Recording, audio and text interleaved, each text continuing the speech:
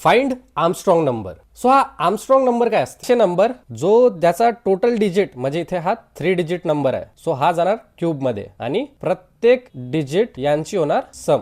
जर की इथे 1 चा क्यूब, 5 चा क्यूब आणि 3 चा क्यूब, तर ही सम काय येणार आपल्याकडे? तोच नंबर. जर इथे 370 घेतलाय, सो 3 चा क्यूब, 7 चा क्यूब आणि 0 चा क्यूब आणि याची सम म्हणजे 370. 4 डिजिट नंबर घ्यायचा असला तर 9474. सो याचा काय होणार? 9 to the power 4 plus 4 to the power 4 plus 7 to the power 4 आणि 4 टू दी पॉवर 4. सो याची ऍडिशन येणार तोच नंबर 9474. हा सुद्धा एक आर्मस्ट्रॉंग नंबर आहे. आता बघूयात कोड. आपण एक नंबर घेतलाय 153 आणि याला आपण चेक करणार आहोत हा आर्मस्ट्रॉंग नंबर आहे की नाही. त्यानंतर आपण एक ओरिजिनल नंबर मध्ये हा नंबर स्टोअर केलाय, कारण आपण या नंबर सोबत खूपसे ऑपरेशन्स करणार आहोत. त्यानंतर आपण सम घेतली आहे ज्याची व्हॅल्यू इनिशियलाइज केली आपण 0 पासून. नेक्स्ट आपण एक डिजिट्स नावाचा व्हेरिएबल क्रिएट केलाय. त्यात काय होणार आहे? आपण त्याला एक स्ट्रिंग मध्ये कन्वर्ट करणार आहोत आणि त्याची लेंथ बघणार आहोत. म्हणजेच हा 153 एक स्ट्रिंग मध्ये जाणार आणि आपण याची लेंथ चेक करणार, जी की आहे 3. म्हणजेच आपल्याला कळणार हा किती डिजिट्सचा नंबर आहे. Got it. आता बघूयात हा व्हाईल लूप. इथे बघा फर्स्ट स्टेप मध्ये आपण काय करणार आहोत? मॉड्युलो 10. म्हणजेच हा 153 मधला लास्ट जो डिजिट आहे त्याला आपण करणार एक्स्ट्रॅक्ट. त्यानंतर आपण काय करणार? सम व्हेरिएबल मध्ये त्या नंबरचा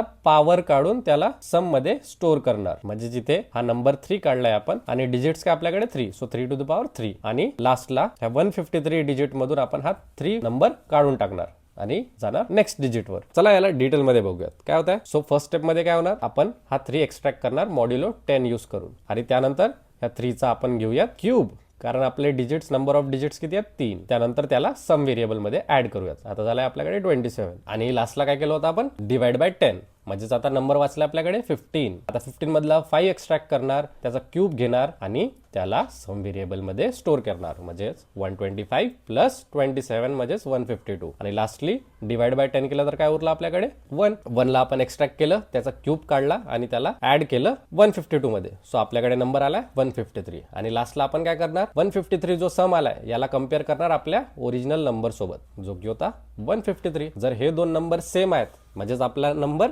आर्मस्ट्रॉंग नंबर आहे. सो लास्टला आपण तेच चेक केलाय, sum equals to original number. Original number काय होता? आपण जो नंबर घेतला होता. Got it. आर्मस्ट्रॉंग नंबरला आर्मस्ट्रॉंग नंबर का म्हणतात? नील आर्मस्ट्रॉंग मुळे? नाही.